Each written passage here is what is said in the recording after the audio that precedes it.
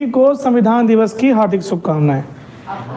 तो चलिए आज के सेशन की शुरुआत हम लोग अपने कुछ महत्वपूर्ण चीज़ों से करेंगे। कॉन्स्टिट्यूशन डे के दिन आज हम इस क्लास को रख रहे हैं। आप सभी को पता है कि 26 नवंबर 1949 को भारत का संविधान बनकर तैयार हुआ था और आज भी तारीख कितनी है, 26 नवंबर। तो कुछ महत्वपूर्ण चीज़ों को समझेंगे। उसमें दो पर्सपेक्टिव होगा।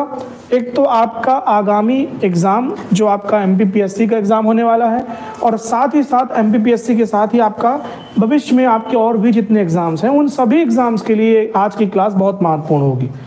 तो आप सभी लोग बहुत आराम से चीज़ों को, मैंने जो आपको पीडीएफ प्रोवाइड की है उस पीडीएफ को बहुत अच्छे से देखेंगे और उस पीडीएफ के साथ साथ मैं जितने पॉइंट्स एक्स्ट्रा बताता चलूँगा उन सभी को आपको नोट करते चलना है, ठीक है। समझेंगे और कोशिश ये करें कि ये जो क्लास आज आप पूरी कंप्लीट करेंगे तो उसके साथ ही आप एक बड़े हिस्से को और संविधान की एक अच्छी खासी समझ लेकर के यहाँ तक जाएँ। हम बेसिकली वो पढ़ेंगे कि आखिर हमारे कॉन्स्टिट्यूशन निर्माताओं ने, यानी भारतीय संविधान निर्माताओं ने जो बनाया वो एक्चुअल में बनाया क्या है, ठीक है। कौन से प्रावधान हैं, कितने अनुच्छेद हैं, उन सारे अनुच्छेदों में कहाँ पर किसका जिक्र है, कहाँ वाइस प्रेसिडेंट का, कहाँ संसद का, कहाँ राज्यसभा का, कहाँ लोकसभा का, ठीक है। उसके साथ साथ कहाँ इमरजेंसी का प्रोविज़न है। ये सारे पहलुओं को बारीक से बारीक, जिनसे बेसिकली एग्जाम में क्वेश्चन पूछे जाते हैं, उन सभी को पढ़ेंगे। साथ ही साथ राज्य और केंद्र संबंध वो पढ़ेंगे। संघात्मक व्यवस्था का क्या मतलब होता है, थोड़ा सा उसको जानने का प्रयास करेंगे। फिर भारत का संविधान अमेरिका के संविधान से कैसे अलग है, कुछ उन पहलुओं पर भी चर्चा करेंगे।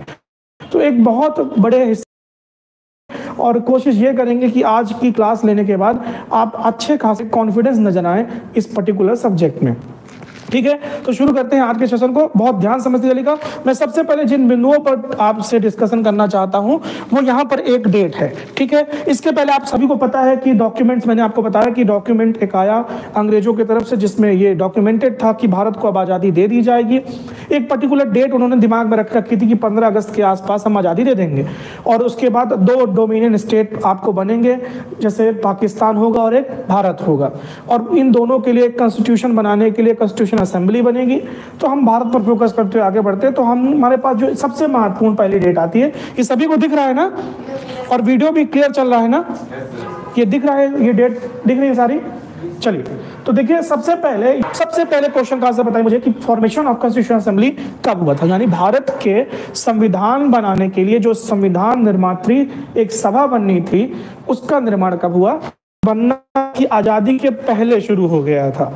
तो वो डेट थी 6 दिसंबर 1946, है ना। भारत की आजादी के पहले ये सब कुछ हो रहा है, ठीक है। आपको पता है कि आज़ादी मिलने के बाद एक इंटरिम सरकार बनी, अंतरिम सरकार बनी, वो सारी चीज़ें आप पढ़ेंगे।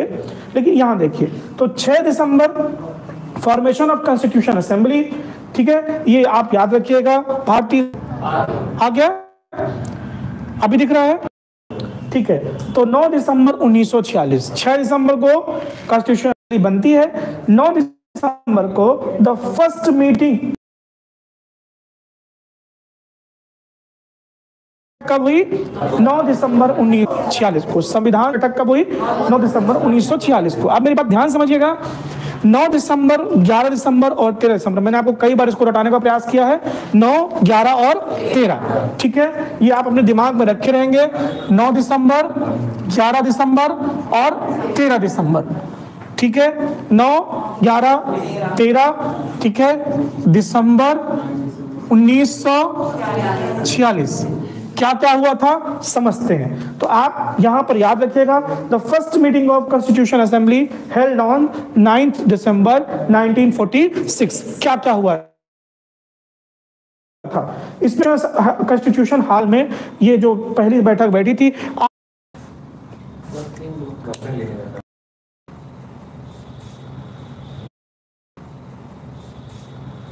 नेट 4G में 5G में है,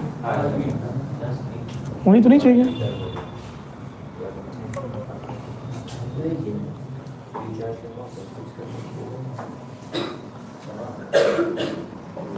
चलिए अभी चल रहा है, देखिए एक बार चल रहा है, लाइव चल रहा है। चलिए ठीक है। तो आप याद रखेंगे पुरानी संसद का जो डिजाइन है वो कैसा है, सर्कुलर था, गोल था, और मध्य प्रदेश के एक मंदिर से लिया गया है, नाम बताइए। हाँ, मितावली, है ना। कहाँ पर है ये, कहाँ पर ये मंदिर, मुरैना में। कहाँ पर, और ये जो नया शेप है कहाँ से लिया गया है, मध्य प्रदेश का एक मंदिर है जिसका नाम है विजय मंदिर। कहाँ है ये, याद रखिए, क्वेश्चन इंपॉर्टेंट है आपके लिए अब, ठीक है। अच्छा, वैसे औपचारिक रूप से मध्य प्रदेश के ये जो संसद भवन है, संसद भवन के नई बिल्डिंग का नाम क्या है, इस प्रोजेक्ट का नाम था सेंट्रल विस्टा प्रोजेक्ट। कौन सा, सेंट्रल विस्टा प्रोजेक्ट। बनाने वाली कंपनी का नाम टाटा, ठीक है। अब जब पूरे संसद को या संसद की संपूर्ण कार्यवाही को नए संसद भवन में शिफ्ट कर दिया गया है, तो अब पुराने संसद भवन का क्या नाम है, इसका नाम है संविधान सदन। क्या नाम है, संविधान सदन। सही बता रहा हूं मैं आपको, हाँ ठीक है, एक बार करेक्ट करिएगा मुझे, ठीक है ना। तो ये याद रखिएगा।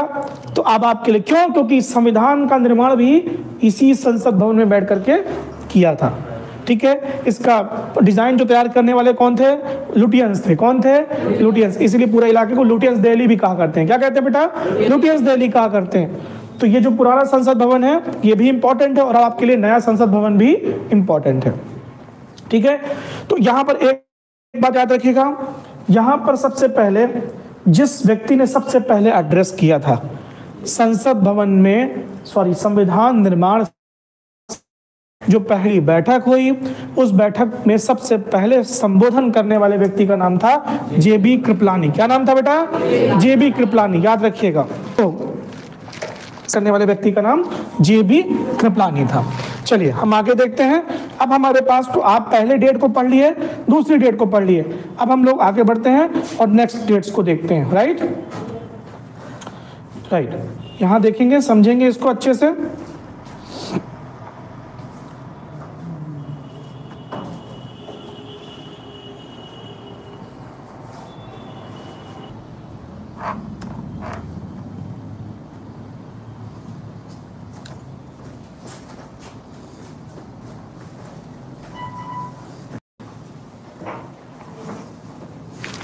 राइट, हमारे लिए अगली जो इंपॉर्टेंट डेट है वो है 11 दिसंबर। कौन सी है, 11 दिसंबर। देखिए यहाँ पर 11 दिसंबर के बारे में इंपॉर्टेंट चीजें क्या हैं, थोड़ा सा समझते हैं इसको अच्छे से।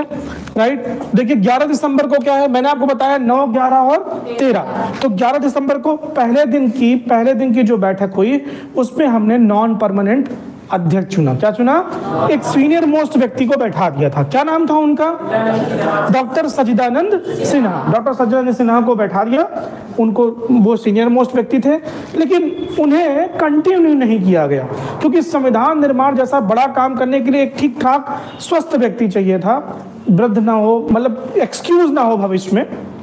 तो उसके बाद जिन्हें इलेक्ट किया गया उनका नाम था डॉक्टर राजेंद्र प्रसाद। आप सभी को पता है डॉक्टर राजेंद्र प्रसाद आगे चल के भारत के पहले राष्ट्रपति बने, भारत के एकमात्र ऐसे राष्ट्रपति बने जो सबसे लंबा कार्यकाल कर पाए, ठीक है, याद रखिएगा। तो 11 दिसंबर 1946 प्रेसिडेंट अपॉइंटेड कौन थे, doctor Rajendra Prasad. Vice chairman कौन बने, तो एच.सी. मुखर्जी। कौन थे बेटा, एच.सी. मुखर्जी। और यहाँ पर एक एडवाइजर नियुक्त किया गया, बहुत महत्वपूर्ण व्यक्ति हैं ये, इनका नाम है B.N. राव, यानी कि बेनेगल नरसिंह राव। कौन, बेनेगल नरसिंह राव, B.N. राव।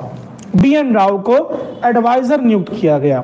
संविधान सभा या संविधान निर्माण त्रिसभा का सलाहकार नियुक्त किया गया। आपको एक क्वेश्चन का आंसर बताना है, और जो लोग ऑनलाइन अभी देख रहे हैं, ठीक है, उनको भी आंसर बताना है मुझे कि भारत के, ये B.N. राव जो थे, या इनके संबंध में छोड़िए, आप मुझे बताइए कि म्यांमार का कॉन्स्टिट्यूशन किसने बनाया। जो म्यांमार के कॉन्स्टिट्यूशन का ड्राफ्ट था वो एक भारतीय ने तैयार किया था। म्यांमार समझ लिए, जो 1935 के पहले तक बर्मा कहलाता था। क्या कहलाता था, जिसमें भारत के तत्कालीन ब्रिटिश इंडिया का राज था। उसके बाद 1935 के अधिनियम के बाद उसको अलग कर दिया गया, भारत से, भारत शासन करना उसमें खत्म कर दिया, यानी अंग्रेज भी उस पर शासन करना छोड़ दिए थे। तो एक व्यक्ति का नाम बताइएगा मुझे जिन्होंने म्यांमार के संविधान का निर्माण किया था। तो यहाँ याद रखिए 11 दिसंबर आपके लिए क्या इंपॉर्टेंट जाएगा, कितने डेवलपमेंट मिले। सबसे पहले एक परमानेंट अध्यक्ष हो गए, क्या नाम था इनका, डॉक्टर राजेंद्र प्रसाद, जो आगे चल के भारत क्या बने, राष्ट्रपति बने। उसके बाद यहाँ पर एक वाइस चेयरमैन बने, कौन बने, वाइस चेयरमैन, जैसे इनका नाम क्या था, एससी मुखर्जी। और उसके बाद एडवाइजर कौन बने, BN राव। ठीक है, चलिए आगे आ जाते हैं। अब 11 के बाद हम लोग देखते हैं 13 दिसंबर को। ये महत्वपूर्ण हो जाता है क्योंकि एक्चुअल में सारे काम यहां से शुरू होते हैं। यहां पर ऑब्जेक्टिव रेजोल्यूशन प्रस्तुत किया जाता है भारत के होने वाले, मतलब इसके बाद होने वाले भारत के पहले प्रधानमंत्री के द्वारा। उनका नाम क्या था, पंडित नेहरू। सुनिए यहां से, an objective resolution was presented by the Jawaharlal Nehru laying down the undertaking the principles of the constitution which later become the preamble of the constitution. जो उद्देशिका प्रस्ताव, उद्देश्य मतलब what will be the objective, on which topic we will discuss, हम किन topic पर discuss करेंगे, कौन सा टॉपिक होगा डिस्कशन, या भारतीय संविधान में कुछ भी बनाने से पहले हम किन मूलभूत चीजों को हमेशा ध्यान रखेंगे, मतलब उसके इर्द गिर्द ही हमारी सारी चीजें चलेंगी। That was the objective resolution presented by Pandit Nehru ji. ठीक है, ये प्रेजेंट हुआ 13 दिसंबर को। अब एक लंबे समय तक इस पर डिस्कशन हुआ और उसके बाद बेटा ये डेट आई। अब यहां समझिएगा 1946 से हम कहां आ गए, 1947 में। डेट हमारे लिए क्या है बेटा, यहां देखिए 22 जनवरी 1947। ऑब्जेक्टिव रेजोल्यूशन यूनिवर्सली अडॉप्टेड, मतलब सर्वसम्मति से उद्देशिका प्रस्ताव को एक्सेप्ट कर लिया गया कि जो ये उद्देश्य हमने तय किया है, आगे चल के मैं आपको अभी प्रियम्बल बताने वाला हूं, जो उद्देश्य हमने तय किया है, इन्हीं उद्देश्यों को ध्यान में रखते हुए हम भारत के संविधान का निर्माण करेंगे। ठीक, तो मतलब 22 जनवरी से हमारे दिमाग में यह फिक्स हो गया कि हम संविधान को बनाएंगे तो किन चीजों को ध्यान में रख करके बनाएंगे। ठीक, और उसके बाद अब काम यहां से शुरू होता है। ठीक है, ये क्वेश्चन पूछा जा चुका है एमपीपीएससी में, और एमपीपीएससी में ये क्वेश्चन आपके लिए महत्वपूर्ण भी हो जाएगा। तो आप 3 डेट हो गई, 9 दिसंबर, 11 दिसंबर, 13 दिसंबर। उसके पहले बताया 6 दिसंबर। 6 दिसंबर को संविधान सभा बनी, फिर 9 दिसंबर को पहली बैठक हुई। डॉक्टर सच्चिदानंद सिन्हा क्या बने, बोलने वाले पहले व्यक्ति कौन थे, जिन्होंने एड्रेस किया संविधान सभा को, अभी बताया मैंने आपको, JB कृपलानी। Very good. उसके बाद 11 दिसंबर को क्या हुआ, 11 दिसंबर को हुआ डॉक्टर राजेंद्र प्रसाद को स्थायी अध्यक्ष चुन लिया गया। एक वाइस चेयरमैन हुए, क्या नाम था उनका, SC मुखर्जी। Very good. उसके बाद तीसरा क्या हुआ, 3 अपॉइंटमेंट हुई। BN राव को क्या बनाया गया, संवैधानिक सलाहकार नियुक्त किया गया। ये 3 डेवलपमेंट हुए 11 तारीख को। फिर 13 तारीख को आते हैं पंडित नेहरू, जो ऑब्जेक्टिव रेजोल्यूशन प्रस्तुत करते हैं, और यही ऑब्जेक्टिव रेजोल्यूशन आगे चल के प्रीएम्बल ऑफ कॉन्स्टिट्यूशन के रूप में दिखेगा। मतलब संविधान सभा में सबसे पहले डिस्कस होने वाला विषय कौन था, हमारे संविधान की उद्देशिका। याद रखिएगा, संविधान में सबसे पहले डिस्कस हुई भारतीय संविधान की उद्देशिका, और सबसे अंत में संविधान में शामिल हुई भारतीय संविधान की उद्देशिका। ये याद रखिएगा। ठीक है, जिस पर सबसे पहले डिस्कशन हुआ उसका एक्सेप्टेंस कॉन्स्टिट्यूशन में सबसे लास्ट में हुआ। आगे चल के एक पॉइंट और याद रखिएगा, बहुत लंबे समय तक ये बात कही जाती थी कि क्या उद्देशिका भारतीय संविधान का हिस्सा है। तो एक लंबे समय तक ये माना जाता था कि संविधान सभा संविधान का हिस्सा नहीं है, ये संविधान को बनाने के लिए दिमाग में रखी हुई चीज थी, लेकिन ये संविधान का वैसा हिस्सा नहीं था। फिर सुप्रीम कोर्ट ने जजमेंट दिया, आपको पता है केशवानंद भारती का केस आया, एक बड़े पैमाने पर भारतीय संविधान की व्याख्या हुई, और उस व्याख्या के बाद ही जब इंदिरा गांधी की सरकार आई, इमरजेंसी का दौर था, 42वां संविधान संशोधन हुआ, और उसमें एक लंबे कालखंड में, मतलब ये जो पूरा दौर चला, इसमें संविधान के बहुत सारी चीजों को बदला गया, और इसलिए 42वें संविधान संशोधन को मिनी कॉन्स्टिट्यूशन भी कहा जाता है।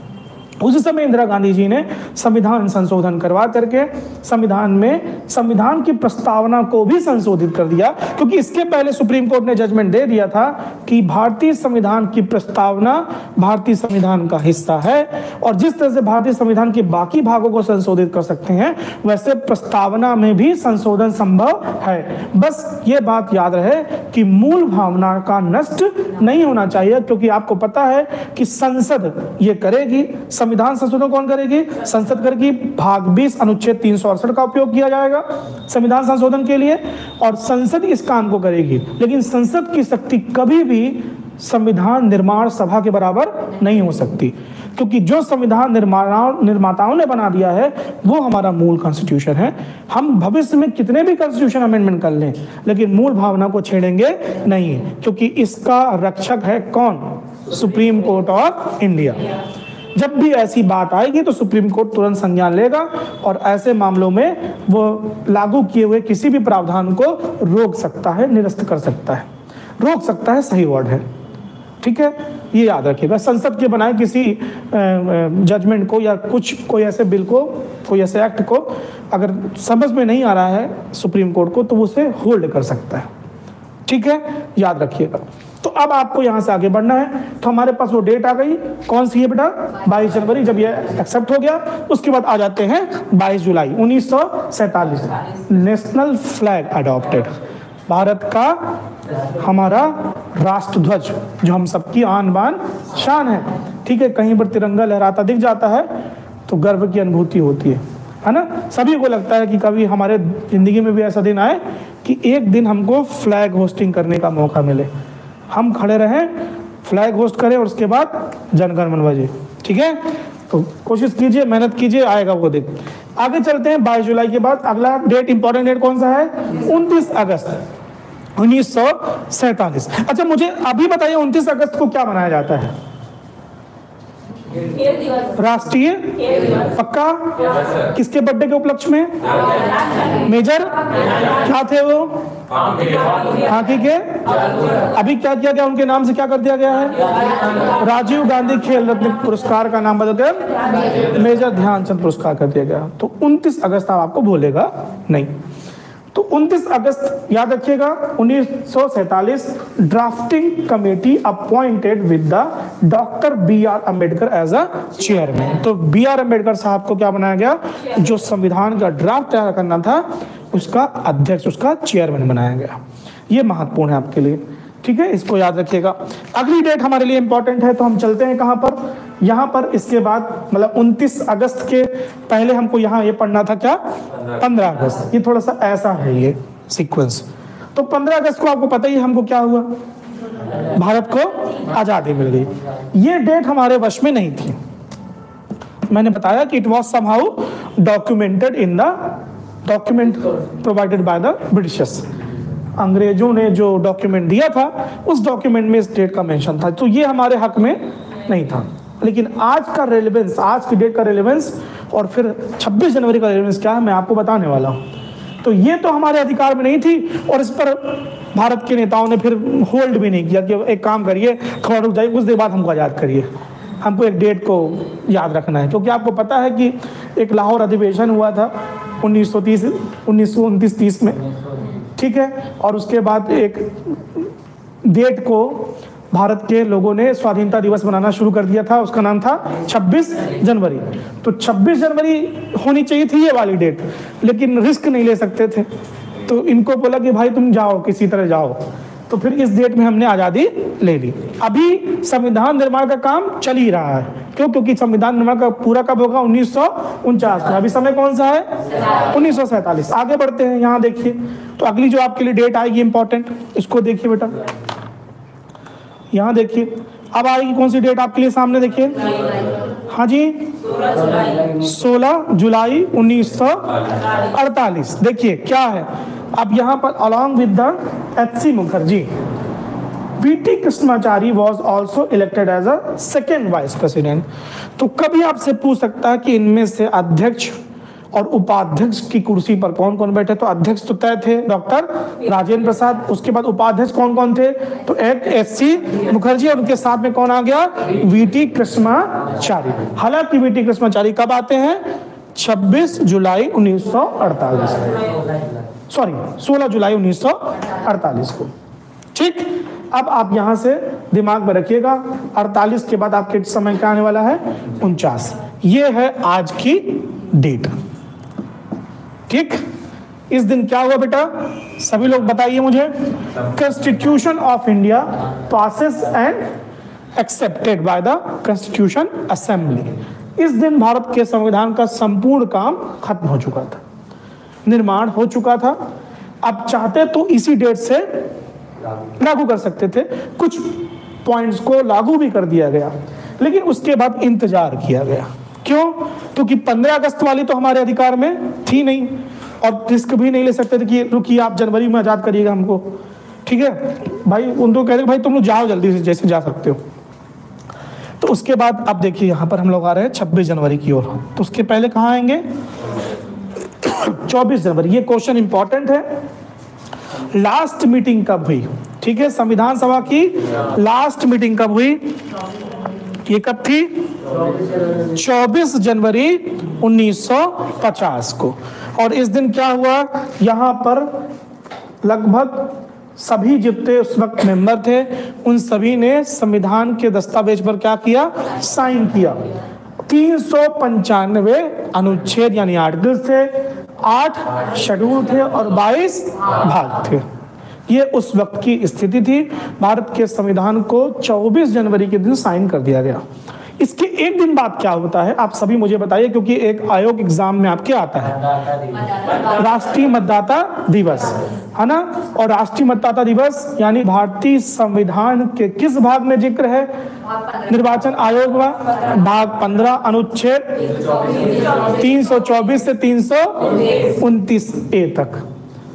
ठीक, और वहीं पर आपके लिए एक बनता है निर्वाचन आयोग, और निर्वाचन आयोग का गठन होता है कॉन्स्टिट्यूशन लागू होने के ठीक एक दिन पहले 25 जनवरी 1950 को।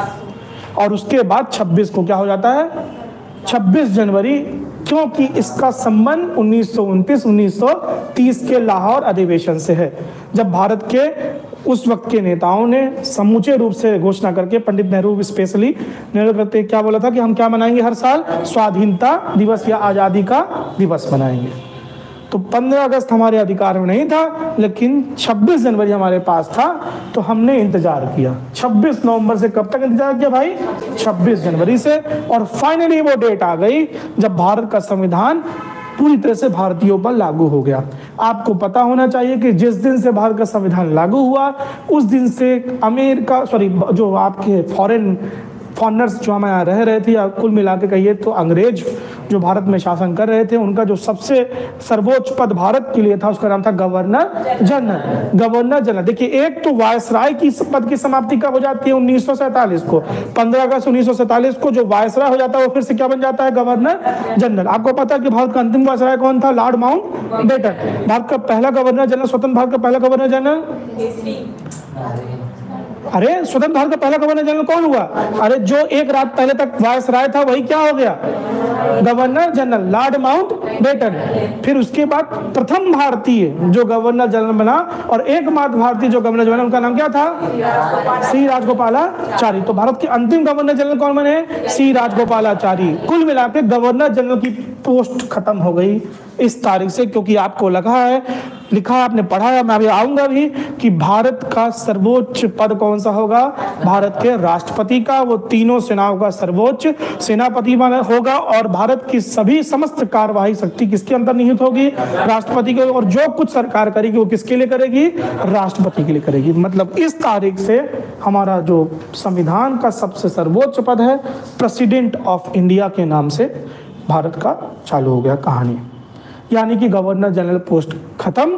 तो आपको याद होना चाहिए कि भारत की आज़ादी के बाद भी, भारत की आज़ादी से लेकर के, इसको बहुत ध्यान समझिएगा, 1947 15 अगस्त 1947 से लेकर के 26 जनवरी 1950 तक, क्योंकि संविधान तो बन रहा था, तो देश किस किस रूल रेगुलेशन से चल रहा था? तो याद रखिएगा 1935 के अधिनियम, किससे? 1935 के अधिनियम के जो प्रावधान थे, उन्हीं प्रावधानों के अनुसार भारत इस बीच चल रहा था। और आप जब पढ़ते हैं, आपने कई बार सुना होगा, जो हमारा संविधान है उसमें बहुत सारे प्रावधान ऐसे जो ब्रिटेन के संविधान में है। तो उसका कारण यह है कि हम इस पूरे जो नियम कानून थे इससे यूज्ड हो चुके थे, और कहीं ना कहीं हमारे संविधान में वो शामिल किया गया है जो भारतीयों पर उपयुक्त बैठता है। और आपको पता है कि 2 वर्ष 11 महीने 18 दिन के अंतराल में लगभग 64 लाख रुपए के खर्चे में, है ना, और कई सारे बैठकों के दौर के बाद हमने अपने संविधान को गढ़ा है। 60 देशों के संविधान का क्या किया? अध्ययन किया, और उनके यहाँ के जो विशेष प्रावधान थे उन्हें शामिल किया। भारत में एकल नागरिकता का प्रावधान है, जिसको कहते हैं भारत की नागरिकता। भारत में पूर्ण रूप से संघीय व्यवस्था नहीं है, भारत में संघीय व्यवस्था नहीं है। भारत में याद रखिएगा सशक्त केंद्र की भूमिका है, यानी सेंटर गवर्नमेंट ज्यादा मजबूत है। ये आप दिमाग में रखे रहिएगा। आपको पता है हमारे यहाँ कई विषय हैं जो सेपरेट किए गए हैं, लेकिन उनसे भी अतिरिक्त अगर केंद्र सरकार चाहे तो बहुत कुछ कर सकती है। कितने कितने विषय हैं? सेंट्रल लिस्ट में कितने विषय हैं भाई? 100। स्टेट लिस्ट में कितने हैं? 61। और कंकरेंट लिस्ट यानी कि समवर्ती सूची में कितने विषय हैं? 52। ठीक है, तो 100, 61 और 52, राइट, 100, 61 और 52 इस तरह से विषय बटे हुए हैं। लेकिन मतलब भारत में राज्यों को भी अधिकार है, भारत में सिर्फ केंद्र को भी अधिकार है। कुछ ऐसे विषय हैं जिनमें दोनों कानून बना सकते हैं, लेकिन फिर भी सशक्त केंद्र की भूमिका भारत में है। मतलब भारत का संविधान पूर्णतः अमेरिका के संविधान को भी फॉलो नहीं करता, भारत का संविधान पूर्णतः ब्रिटेन के कॉन्स्टिट्यूशन को भी फॉलो नहीं करता, क्योंकि ब्रिटेन का सर्वोच्च पद आज भी क्या है बेटा? एक राजा का पद है। भारत में प्रजातंत्र की व्यवस्था है। ये अलग बात है कि अमेरिका के जैसे भारत में राष्ट्रपति का चुनाव नहीं होता। भारत का राष्ट्रपति का चुनाव अप्रत्यक्ष है, लेकिन फिर भी जनता के चुने हुए प्रतिनिधि ही चुनते हैं भारत के अगले राष्ट्रपति को।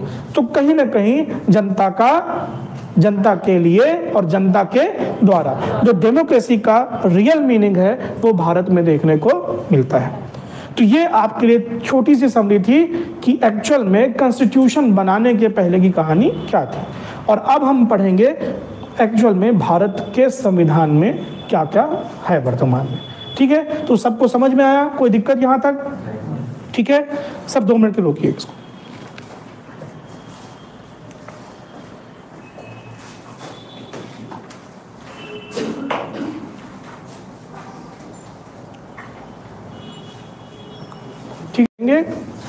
इन सभी महत्वपूर्ण बिंदुओं को बहुत ध्यान से सुनिएगा।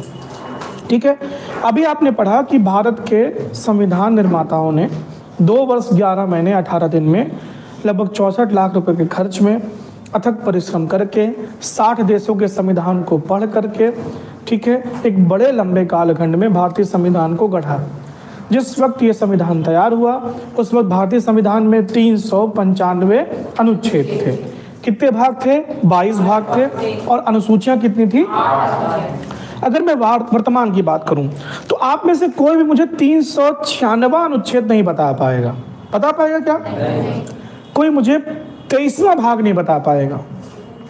ठीक है, अनुसूची आप बता सकते हैं, 4 नई अनुसूची बन चुकी है। ठीक है, 9, 10, 11 और 12। बाकी 396वां अनुच्छेद आप कोई नहीं बता पाओगे। कोशिश कर लीजिए। 23वां भाग आप नहीं बता पाएंगे। तो बाकी चीजें आप ये याद रखिएगा कि उन्हीं के अंदर अनुच्छेद जुड़े हुए हैं।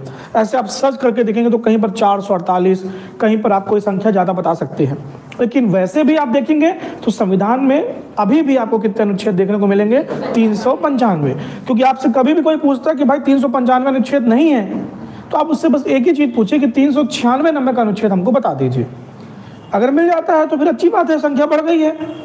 ठीक है, क्योंकि अभी आप देखेंगे कि जो बहुत सारे प्रावधान थे उसी के अंदर जुड़े। जैसे आपने देखा है कि 73वां 74वां संविधान संशोधन हुआ। ठीक है, मतलब पूरा पंचायती राज व्यवस्था, पूरा नगरीय निकाय, ठीक है, उसके बाद सहकारी समितियां, ये सब कुछ पहले संविधान में नहीं थे। कहीं पर डीपीएसपी में अनुच्छेद 40 इस तरह से अलग अलग अनुच्छेदों में लिखा हुआ था। बाद में हमारे देश के वर्तमान तत्कालीन सरकारों ने व्यवस्था की और पंचायती राज व्यवस्था लागू हुई। फिर पंचायती राज व्यवस्था लागू हुई तो उनके समस्त प्रावधान लागू हुए। उन प्रावधानों के अनुसार, उन प्रावधानों के लिए जो पॉइंट्स बनाए गए, उससे आपको बहुत सारे आर्टिकल देखने को मिलेंगे। लेकिन आप मूल रूप से देखेंगे तो अनुच्छेद 243 243 अभी मैं दिखाऊंगा आपको, 243 से 243 ओ तक, 243 पी से 243 जेड जी तक, फिर उसके बाद जेड एस से जेड टी तक। तो कुल मिला के हम कॉन्स्टिट्यूशन के एक पर्टिकुलर आर्टिकल को पकड़ते हैं, 243 को। प्रावधान बहुत सारे हैं, लेकिन उसके बाद 244वां अनुच्छेद इसमें नहीं आता, वो अलग प्रावधान लेके आता है। तो ये आप याद रखिएगा। तो अगर आप देखेंगे तो बहुत सारे विषय देखने को मिलेंगे, ठीक है, उनकी संख्या है लेकिन उन्हीं के अंदर है। तो इसको ध्यान में रखते हुए आगे बढ़िएगा, ठीक है। चलिए, तो आप देखते हैं, सबसे पहले हम ये जल्दी से रिवाइज करते हैं कि भारत की संविधान की अनुसूचियों में क्या क्या लिखा हुआ है। आप सभी को याद है, एक बार रिवाइज करते हैं। पहली अनुसूची में क्या लिखा हुआ है? संघ और उसका राज्य क्षेत्र। दूसरी अनुसूची में क्या लिखा हुआ है? विभिन्न पदाधिकारियों के वेतन, भत्ते, पेंशन आदि का उपबंध। विभिन्न पदाधिकारियों के वेतन, भत्ते, पेंशन आदि का उपबंध। अनुसूची नंबर 3 में क्या लिखा हुआ है? ठीक है, विभिन्न पदाधिकारियों की शपथ राष्ट्रपति को छोड़ करके। अनुसूची नंबर 4 में लिखा है राज्यसभा में सीटों का आवंटन, ठीक है। क्यों हम लोग एमपी के रिस्पेक्ट में अभी स्पेशल क्लास ले रहे हैं, तो अगर मैं मध्य प्रदेश की बात करूं बेटा, तो मध्य प्रदेश में मैंने आपको कई बार रटवाने की कोशिश की है यहाँ पर कि आपको याद रखना है 29/11/230 बताया था मैंने आपको, 29/11/230। इसमें से ये 11 क्या है? राज्यसभा की सीटें। ये क्या है? राज्यसभा की सीटें हैं। 29 क्या है बेटा? लोकसभा की सीटें। और आपको ये पता है कि ये इसके लिए अभी अभी चुनाव हुए हैं, जिसका परिणाम 3 दिसंबर को आने वाला है, ठीक है। 230 सीटों के लिए चुनाव हुआ, तो ये आपके विधानसभा की सीटें हैं। अभी आप समझ लीजिए, क्योंकि यहां से आपको एक क्वेश्चन पूछा जाएगा। विधानसभा की 230 सीटों में से मध्य प्रदेश में 82 सीटें रिजर्व हैं। क्या है? आप सभी को पता है कि मध्य प्रदेश पूरे भारत का सबसे बड़ा अनुसूचित जनजाति वाला राज्य है, यानी कि एसटी पॉपुलेशन एमपी में सर्वाधिक है। कौन सी पॉपुलेशन? शेड्यूल्ड ट्राइब की पॉपुलेशन सर्वाधिक है, ठीक है। तो इस तरह से यहाँ पर जो 82 रिजर्व सीट हैं, इनमें से भी बाइफर्केशन किया गया है। कैसे कैसे बाइफर्केशन किया गया, ध्यान समझिएगा। यहाँ से आपको 47 और 35, 47 सीट्स किसकी हैं? शेड्यूल्ड ट्राइब की, और 35 सीट्स किसकी हैं? शेड्यूल्ड कास्ट की, ठीक है। शेड्यूल्ड ट्राइब की कितनी है बेटा? 47, शेड्यूल्ड कास्ट की है 35। याद रखिएगा, इस तरह से जोड़ेंगे तो आपको मध्य प्रदेश राज्य विधानसभा में 82 सीटें हैं। अगर मैं अभी हाल फिलहाल में हुए संविधान संशोधनों की बात करूं, तो कौन सा संविधान संशोधन है जो लोकसभा और राज्यों की विधानसभा के रिजर्वेशन को 10 साल के लिए बढ़ा दिया है? एक डेट थी 25 जनवरी 2020 से कहां पहुंचा दिया है? 25 जनवरी 2030 तक। कौन सा संविधान संशोधन था? अच्छा, सुनिए ध्यान से, कितने बार बताया हूं, फिर से सुनो अब ध्यान से, ठीक। 100वें संविधान संशोधन में हमने क्या किया? बांग्लादेश और भारत के बीच में जो भूमि विवाद था उसे समाप्त किया, क्योंकि हमें उनकी भूमि लेने के लिए संविधान संशोधन की वैसी आवश्यकता नहीं है, लेकिन हमको अपनी भूमि लेनी थी, तो कहीं ना कहीं संविधान संशोधन की आवश्यकता पड़ती। तो 100वें संविधान संशोधन से हमने लैंड एक्विजिशन किया, यानी कि उनको कुछ भूमि दी, उनसे कुछ भूमि ली। भूमि का मतलब गाँव थे कुछ ऐसे जिनमें ये सीमा विवाद चल रहे थे, तो हमने सॉल्व किया बांग्लादेश के साथ। 101 में था जीएसटी। कब था बेटा? जीएसटी, याद रखिएगा, गुड्स एंड सर्विस टैक्स। आपको पता है कि एक विशेष बहुमत से पास होने वाली चीज है। इसको राज्यसभा लोकसभा के साथ राज्यों की विधानसभाओं से भी ये बिल पास होना जरूरी है। आप सभी को पता है ये बात, ठीक। उसके बाद आगे बढ़ते हैं तो 102वां संविधान संशोधन क्या था? OBC commission. कौन सा था? OBC commission. 103वां क्या था? 10% रिजर्वेशन टू ईडब्ल्यूएस। और इसके जुड़ने के बाद भारतीय संविधान में जो रिजर्वेशन का कॉन्सेप्ट था, उसमें एक नई चीज आ गई। पहले रिजर्वेशन दिया जाता था 2 आधारों पर। 2 आधार कौन से थे? एक एजुकेशनली बैकवर्ड, दूसरा सोशली बैकवर्ड। कौन कौन सा? सामाजिक रूप से पिछड़ापन और शैक्षणिक रूप से पिछड़ापन। एक नई चीज आई, आर्थिक रूप से पिछड़ापन, ठीक है। और उसके आधार पर एक नए रिजर्वेशन का कॉन्सेप्ट आया। हालांकि ये रिजर्वेशन का जो इस रिजर्वेशन से मिलने वाला जो फायदा मिलता है वो वैसा नहीं है जैसा आपको SC ST को मिलने वाले रिजर्वेशन में देखने को मिलेगा। मतलब बहुत सारी ऐसी छूटें हैं जो यहाँ पर आपको अमूमन देखने को नहीं मिलेंगी। तो अब जुड़ा क्या, तो 15 अनुच्छेद नंबर 15 6 जुड़ा EWS के साथ, यानी 103वें संविधान संशोधन होने के बाद अनुच्छेद नंबर 115 6 जुड़ा और 16 6 जुड़ा। 15 6 में एजुकेशन में रिजर्वेशन फॉर EWS और 16 6 में जॉब में रिजर्वेशन फॉर EWS। ठीक है, अब कुछ समूचे प्रावधान नहीं है, याद रखिएगा EWS रिजर्वेशन में कहीं पर भी आपको एज रिलैक्सेशन देखने को नहीं मिलेगा और इकोनॉमिकली बैकवर्ड होने के बावजूद भी पैसा कम नहीं है इसमें। ठीक है कि आप फॉर्म भरने के लिए आपको कम पैसा लगेगा, ये याद रखिएगा दिमाग पे। ये एक तरह का व्यवस्था किया गया है, लेकिन इसका परिणाम क्या है नहीं है आगे समीक्षा होगी, ये याद रखिएगा आप लोग। तो ये 103 के बाद 104वां संविधान संशोधन आता है। वो क्या था, 104वें संविधान संशोधन के द्वारा क्या किया गया है, 10 साल के लिए रिजर्वेशन लोकसभा और राज्यों की विधानसभाओं में 10 साल के लिए बढ़ा दिया गया है और साथ में एंग्लो इंडियंस की जो सीट थी उसको खत्म कर दिया गया। ठीक है, उसके बाद आता है 105वां संविधान संशोधन। जो ओबीसी कमीशन बना था उसमें सेंट्रल गवर्नमेंट ने एक ओबीसी कास्ट की लिस्ट बनाई थी और उसी के आधार पर राज्यों को देना पड़ता, तो कई राज्य परेशान थे। तो अब ये कह दिया गया कि राज्य अपनी खुद की एक लिस्ट प्रिपेयर कर लें कि उनके राज्य में, पर्टिकुलर राज्य में कौन सी जाति ओबीसी की लिस्ट में आती है। अब लेटेस्ट, सबसे लेटेस्ट कौन सा है, 106वां संविधान संशोधन। वो क्या है, महिलाओं को 33% फ्लैट रिजर्वेशन का कॉन्सेप्ट लगता है। लेकिन याद रखिएगा मध्य प्रदेश में कहानी थोड़ी आगे बढ़ चुकी है। मध्य प्रदेश में महिलाओं को 35% रिजर्वेशन की घोषणा हो चुकी है। ठीक है, तो आप में से जो महिला शक्ति हैं उनकी शक्ति काफी बढ़ चुकी है, राइट, ये याद रखिएगा। तो ये आप 230 से याद कर सकते हो। सिमिलरली यहाँ पे लोकसभा पकड़ोगे तो लोकसभा में टोटल रिजर्व सीट कितनी है बेटा, 10। कितनी है, यहाँ पर भी वही कॉन्सेप्ट है, 6 सीटें शेड्यूल ट्राइब की हैं और 4 सीटें शेड्यूल कास्ट की हैं। आप देखिएगा ये जो आप अनुसूची नंबर पढ़ रहे हो, कौन सी, 4, कौन सी पढ़ रहे हो, इसमें आता है राज्यसभा में सीटों का आवंटन। कहां पर, राज्यसभा में सीटों का आवंटन। और याद रखिएगा कि ये जो राज्यसभा में सीटों का आवंटन है इसमें रिजर्वेशन का कॉन्सेप्ट नहीं है।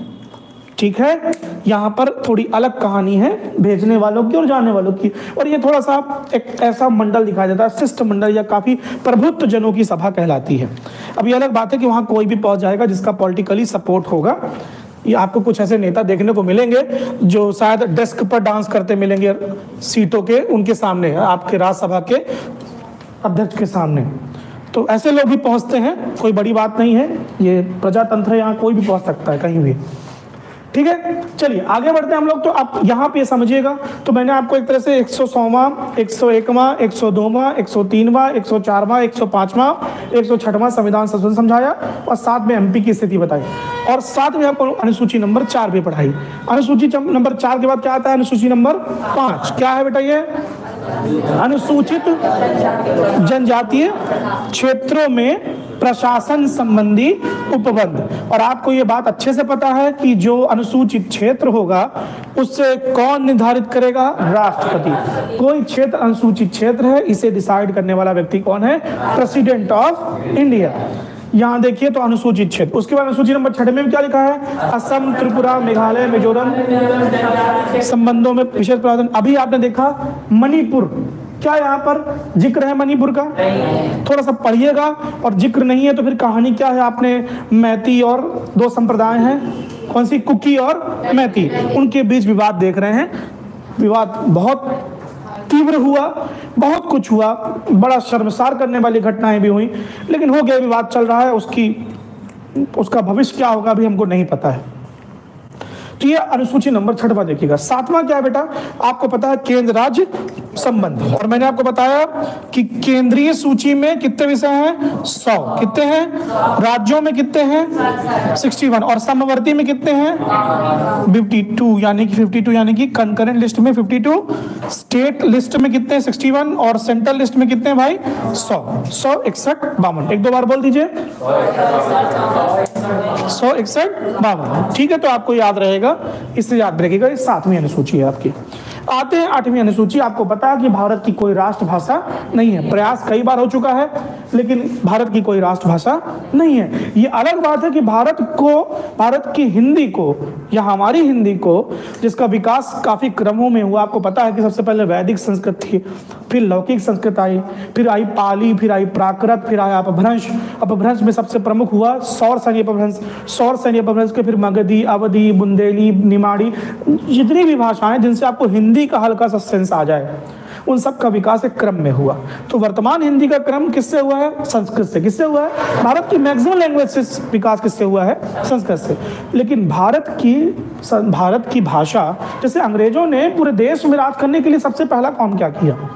उन्होंने एक लैंग्वेज बनाने की कोशिश की, और उन्होंने फिर कॉन्वेंट स्कूल खोले, वहाँ पर इंग्लिश पढ़ाना शुरू किया, फिर अपने लिटरेचर पढ़ाया, वो छोड़ दिए, लेकिन उन्होंने एक भाषा पूरे भारत में चला दी। और उनके लिए सहूलियत होगी कि अगर अंग्रेजों से कम नहीं, क्योंकि अंग्रेज पहले कमजोर थे, बाद में अंग्रेज मजबूत हो गए। तो जब पहले कमजोर थे तो उन्होंने हमारी भाषा सीखने का प्रयास किया, और बाद में जब वो मजबूत हुए तो हमें उनकी भाषा सीखने के लिए मजबूर होना पड़ा। और फिर वो लोग जो अंग्रेजों से कम्युनिकेट कर पाते थे, उनको इंग्लिश सीखना था या सीखे हुए थे, तो फिर इंग्लिश एक ऐसी प्रावधान हो गई जो आप सभी के सामने आज भी है। आज भी कुछ लोगों को ऐसा लगता है कि पढ़ाई लिखाई का मतलब है अंग्रेजी बोलना। अंग्रेजी बोलना सीख लो मतलब तुम्हारा काम हो जाएगा। जबकि भाषा क्या है? ज्ञान का लेने का एक माध्यम है, भाषा ज्ञान नहीं है। आप इंग्लिश नहीं बोल पाते हैं, इट डजंट मीन कि आप पढ़े लिखे व्यक्ति नहीं है। याद रखिएगा, इसलिए बहुत परेशान होने की आवश्यकता नहीं है। ज्ञान बढ़ाइए, भाषा तो ठीक है, आदान प्रदान हो जाएगा। यही व्यवस्था हमारे संविधान करता है। 22 की 22 भाषाओं में अगर तुम जानकार हो तो आओ और कलेक्टर बन जाओ। मतलब इन 22 की 22 भाषाओं में आप IAS का, भारत का सबसे बड़ा एग्जाम दे सकते हैं। आप 22 की 22 भाषाओं में इंटरव्यू दे सकते हैं। मतलब कहीं कोई दिक्कत नहीं है।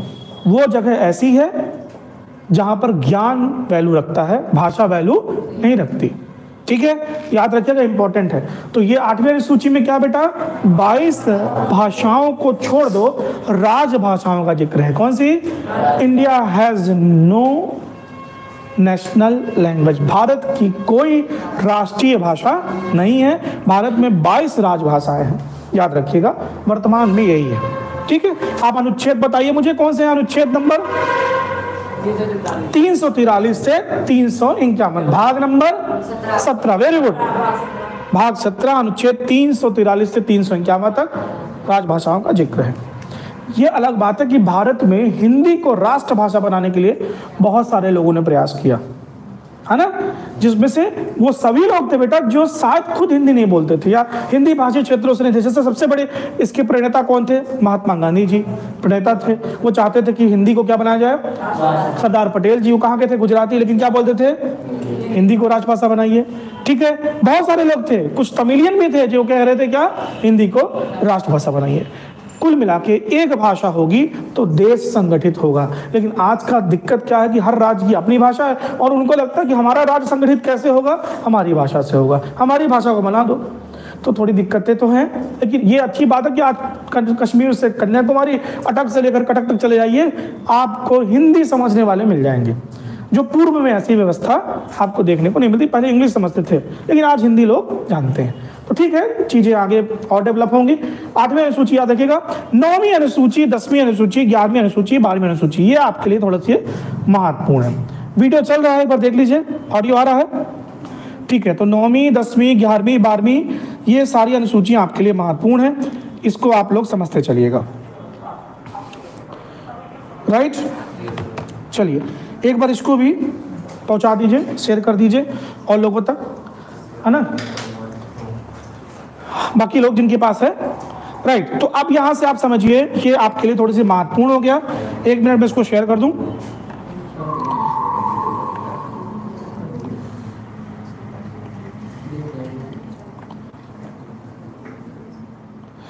चलिए, तो अब आप लोग ये देखिएगा 9वीं, 10वीं, 11वीं और 12वीं। आपको पता है भारत के संविधान में, अभी हम देखेंगे, भारत के संविधान में भाग 20 में अनुच्छेद 368 है जो कहता है संविधान संशोधन। क्या कहता है? संविधान संशोधन। और इसी संविधान संशोधन में व्यवस्था है कि आप संविधान के संशोधन कर सकते हैं। अब भारत आज़ाद हुआ, भारत की पहली सरकार के लिए पहला चुनाव हुआ, आप ये सोचिए सन 1951-52 के बीच में भारत का पहला आम चुनाव हुआ। बहुत लंबे समय तक दोनों चुनाव साथ में होते थे, मतलब राज्यों की विधानसभा के चुनाव और लोकसभा चुनाव बहुत समय तक साथ हुए हैं। आज आप जो सुन रहे हैं एक देश एक चुनाव, कठिन नहीं है, लेकिन वर्तमान परिप्रेक्ष्य में कहां तक सही हो पाएगा ये हमको देखने को मिलेगा भविष्य में, अगर ऐसा होता है। लेकिन याद रखिएगा प्रारंभ में काफी लंबे समय तक भारत में दोनों चुनाव क्या होते थे? साथ में होते थे। ठीक है, एक देश एक चुनाव अभी जो डिमांड हो रही है ये पहले भारत में हो चुका है। पहला चुनाव 1951-52 में संपन्न होता है, प्रचंड बहुमत मिलता है पंडित नेहरू जी को, भारत के पहले प्रधानमंत्री बनते हैं। और अब तक का सबसे लंबा कार्यकाल करने वाले प्रधानमंत्री को थे पंडित जवाहरलाल नेहरू। 1964 तक भारत के प्रधानमंत्री रहे हैं, 1950 से अगर लोगे तो। और हालांकि अंतरिम सरकार की जिम्मेदारी भी उन्हें ही मिली थी, लेकिन अब भारत के संविधान लागू होने के बाद, पहले चुनाव होने के बाद अगर आप देखें तो सबसे लंबा कार्यकाल करने वाले प्रधानमंत्री कौन है? पंडित नेहरू। मोदी जी अगर होंगे तो नेक्स्ट हो जाएंगे वो। लेकिन अब याद रखिएगा, इसके पहले आप याद रखिएगा कि इसी वक्त जो भारत के राष्ट्रपति थे वो सबसे लंबा कार्यकाल करने वाले राष्ट्रपति थे। इस वक्त भारत के सबसे पहले उपराष्ट्रपति जिन्होंने लगातार 2 टर्म कंप्लीट किया वो कौन थे? सर्वपल्ली राधाकृष्णन। भारत के पहले ऐसे उपराष्ट्रपति जो राष्ट्रपति बने वो भी कौन थे? डॉक्टर सर्वपल्ली राधाकृष्णन। ठीक है, तो पहले राष्ट्रपति, पहले उपराष्ट्रपति, पहले प्रधानमंत्री, ये तीनों इंपॉर्टेंट है हमारे लिए। अब राष्ट्रपति, प्रधानमंत्री ये सब तय हो चुके हैं।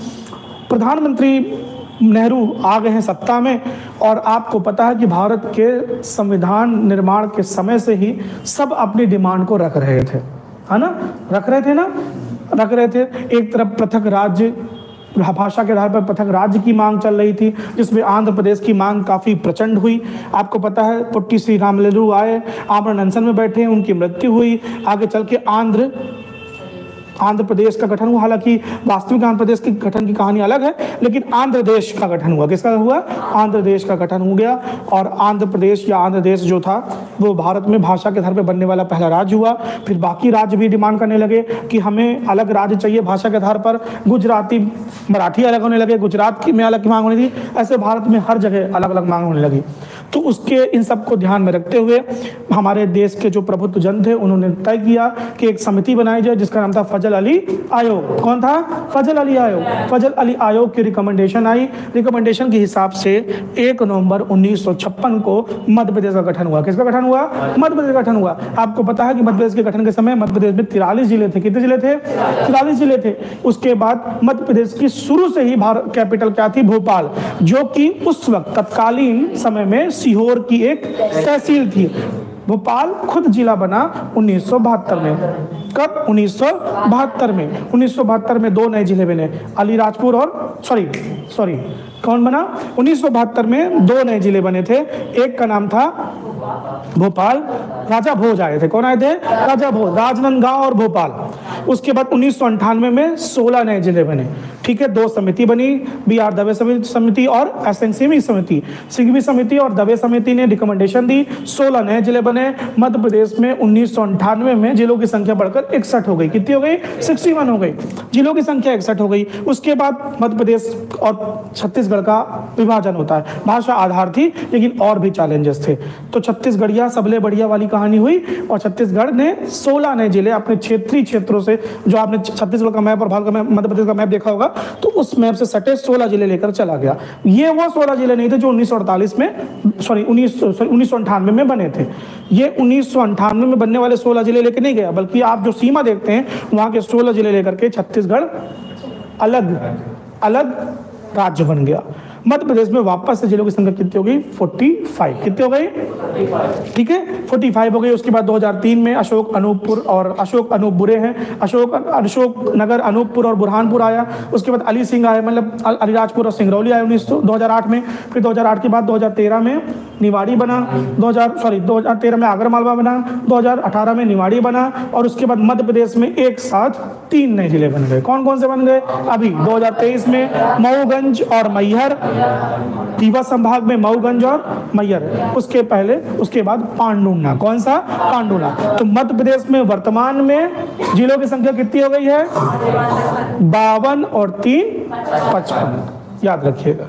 तो ये कहानी है एक एंगल की। एक एंगल मतलब इस तरह से राज्यों का विकास हो रहा था। ठीक उसी समय एक डिमांड और हो रही थी कि नेहरू जी के सामने ये चैलेंज था कि सबके लिए आज़ादी का अलग मायने था। किसान की आज़ादी के मायने अलग, मजदूर की आज़ादी के मायने अलग, शोषित वंचित लोगों की आज़ादी के मायने अलग। सब ने अपनी अपनी मायनों को ध्यान में रखकर आज़ादी की लड़ाई लड़ी थी। सब चाह रहे थे कि अब हमारी सरकार बन गई है, हमारा देश आज़ाद हो गया है, तो हमारी मांगें पूरी होंगी।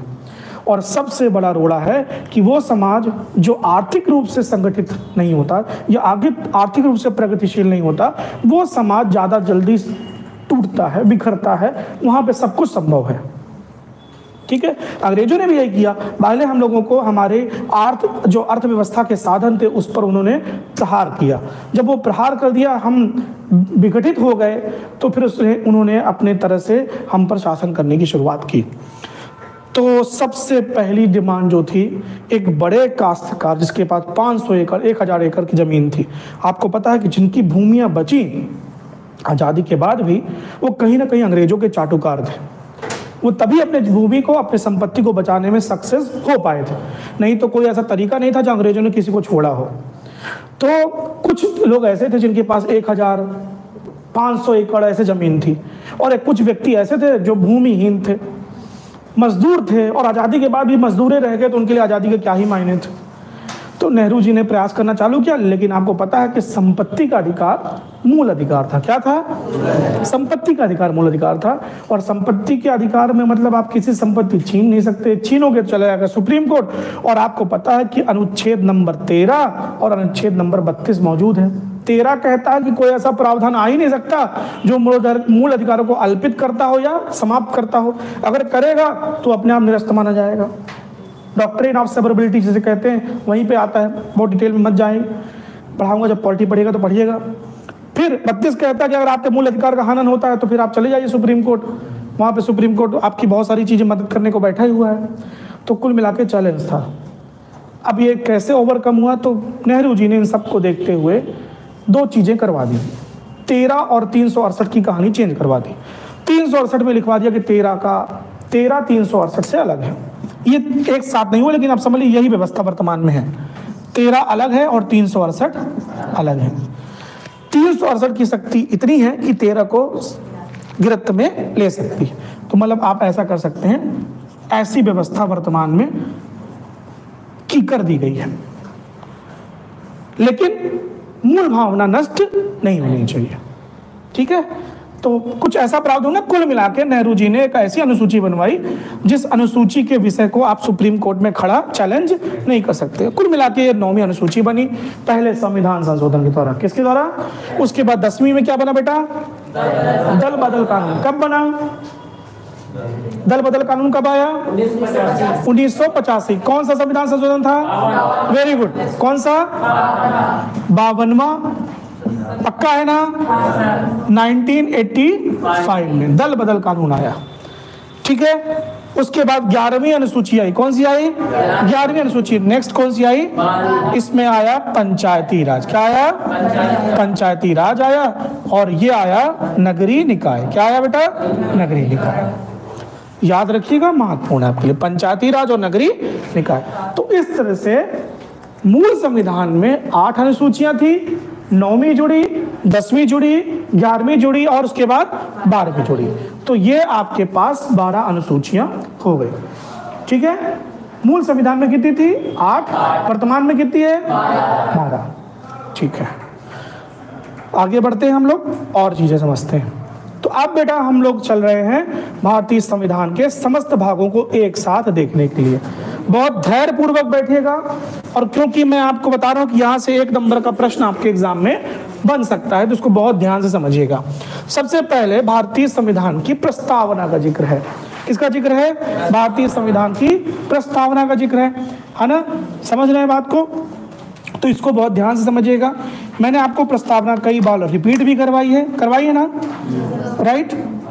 चलिए, तो हम लोग एक बार फिर से, क्योंकि आज का वो दिन इंपॉर्टेंट है हमारे लिए, तो आज हम लोग फिर से एक बार संविधान की प्रस्तावना को पढ़ेंगे, ठीक है? बहुत डिटेल में हम डिस्कस नहीं करेंगे, लेकिन आज कॉन्स्टिट्यूशन की प्रस्तावना हमको जरूर पढ़नी होगी। तो मैं आपको वो बता रहा हूँ, सबसे पहले आप रिपीट करेंगे मेरे साथ, ठीक है? चलिए, तो हम लोग भारतीय संविधान की प्रस्तावना पढ़ेंगे, आराम से बोलिएगा। हम भारत के लोग भारत को एक संपूर्ण प्रभुत्व संपन्न, समाजवादी, पंथ निरपेक्ष, लोकतंत्रात्मक गणराज्य बनाने के लिए तथा उसके समस्त नागरिकों को सामाजिक, आर्थिक, राजनीतिक, न्याय, विचार और अभिव्यक्ति की स्वतंत्रता, उपासना और अवसर की समता प्राप्त कराने के लिए तथा उन सब में राष्ट्र की एकता और अखंडता सुनिश्चित करने वाली बंधुता बढ़ाने के लिए दृढ़ संकल्पित होकर अपनी इस संविधान सभा में, ड्रीम एकेडमी की संविधान सभा में आज तारीख 26 नवंबर 2023 को संविधान को अंगीकृत, अधिनियमित और आत्मार्पित करते हैं। धन्यवाद। चलिए, क्लैप कर सकते हैं, कहीं कोई दिक्कत नहीं है। चलिए, तो अब हम लोग हमने पहले प्रावधान को पढ़ा। सबसे पहला प्रावधान क्या था? संविधान की प्रस्तावना। आपको मैंने बताया कि प्रस्तावना पे सबसे पहले डिस्कशन हुआ था, और भारतीय संविधान में सबसे अंतिम में प्रस्तावना। आपको दिमाग में आ सकता है कि सबसे अंतिम में शामिल क्यों हुआ? क्योंकि ये ऑब्जेक्ट था। जब हमने अपना मिशन अकम्प्लिश्ड कर लिया, तो फिर ऑब्जेक्ट को भी लिख दिया कि ये बात ध्यान रखी थी पूरे संविधान को बनाते समय। इसलिए कहते हैं भारतीय संविधान की प्रस्तावना भारतीय संविधान का आईना है। पूरे संविधान को अगर आपको समझना है तो सिर्फ प्रस्तावना मात्र पढ़ लीजिए, आपको निचोड़ निकल के मिल जाएगा कि आखिर भारतीय संविधान है क्या। ठीक है, समझ रहे हैं? तो प्रस्तावना समझिएगा। हाल ही अलग बात है कि अभी आपको प्रस्तावना ही समझने में बहुत टाइम लग जाएगा, ठीक है? बाद में संविधान समझिएगा। अभी यहाँ देखिए, सबसे पहला प्रावधान क्या है? संघ और उसका राज्य क्षेत्र। भाग कौन सा है? 1। अनुच्छेद नंबर 1 से लेकर के 4 तक। भाग 2 नागरिकता, अनुच्छेद नंबर 5 से लेकर 11 तक, ठीक है? भाग 3 मूल अधिकार, अनुच्छेद नंबर 12 से 35 तक। उसके बाद डीपीएसपी, राज्य की नीति के निर्देशक तत्व। सबसे महत्वपूर्ण एक प्रश्न 100% पेपर में पूछा जाता है आपसे, और आजकल मूल कर्तव्यों से भी प्रश्न पूछ रहे हैं, जिनकी संख्या कितनी है? 11। तो डीपीएसपी कहां से है? 36 से लेकर के 51 तक। उसके बाद मूल कर्तव्य कब जुड़े? मूल कर्तव्य कब जुड़े? 42वें संविधान संशोधन 1976 में, ठीक है? इमरजेंसी के समय में इंदिरा गांधी जी की सरकार थी। एक स्वर्ण सिंह उनके बहुत खास व्यक्ति थे, उन्होंने एक रिकमेंडेशन, एक रिपोर्ट लाई, और उस वक्त मूल अधिकार जोड़े गए। पूर्व में संख्या कितनी थी? 10। वर्तमान संख्या कितनी है? 11 है, याद रखिएगा। तो मूल अधिकार जोड़े गए। उसके बाद आगे बढ़ते हम लोग, तो 4A में किसमें जुड़े? मूल अधिकार, मतलब भाग 4A में, मूल कर्तव्य। भाग 4A में क्या जुड़े? मूल कर्तव्य जुड़े। उसके बाद आता है संघ। हम छोड़ कहां से रहे हैं? 51A पे, तो उठाएंगे कहां से? 52 से लेकर के 151 तक क्या है? संघ। भाग नंबर 5। भाग 6 क्या है? राज्य। कहां से कहां तक? 152 से 237 तक। भाग 6 हो गया खत्म, भाग 7 निरसित हो चुका है और अनुच्छेद नंबर 238 की कहानी खत्म। उसके बाद आते हैं हम लोग भाग 8, क्या है? संघ राज्य क्षेत्र, यूनियन टेरिटरीज। कहां से कहां तक? 239 से 242 तक। याद रखिएगा कितनी इस वक्त यूनियन टेरिटरी है भारत में? कौन कौन सी? इनमें से सबसे इंपॉर्टेंट है जिनका मर्जर हुआ है, दादर नागर हवेली, दमन और दीव, इनका क्या हो गया? मर्जर हो गया। और इनमें एक प्रशासक नियुक्त है। जहां पॉपुलेशन कम है वहां क्या है? प्रशासक है।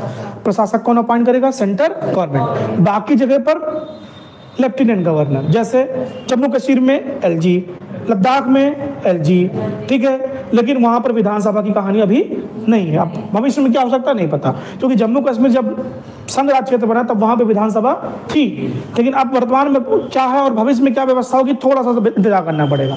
लेकिन आपको मैंने कई बार बताया कि भारत में 2 ऐसे संघ राज्य क्षेत्र हैं जहां पर सीएम बैठते हैं। कहां बैठते हैं बेटा सीएम? तीसरा हो सकता है जम्मू कश्मीर। देखना होगा कैसा होगा इसका परिवेश, ठीक है। तो इन दोनों राज्यों में जो दिल्ली हो गया और आपका पुदुचेरी हो गया, जो कराईकल